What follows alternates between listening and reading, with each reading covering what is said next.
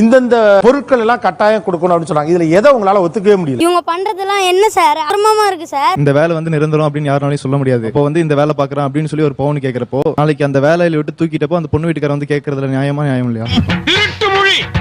அந்த வேலை இல்லைன்னா கூட அந்த பணத்தை வச்சு அவங்க ஃபியூச்சர்ல ஒரு ஓன் பிசினஸ் பண்ணலாம்.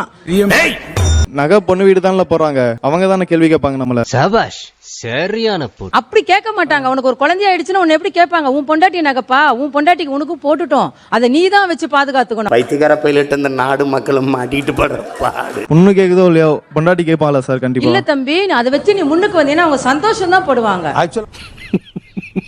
வீட்டுல இருந்து வச்சு நான் பொழைச்சிட்டான் அப்படின்னு ஒரு பேர் வந்துடும். அந்த அவ பேர் எனக்கு வேணாம். என்ன அர்த்தத்தில் இப்படி பேசுற?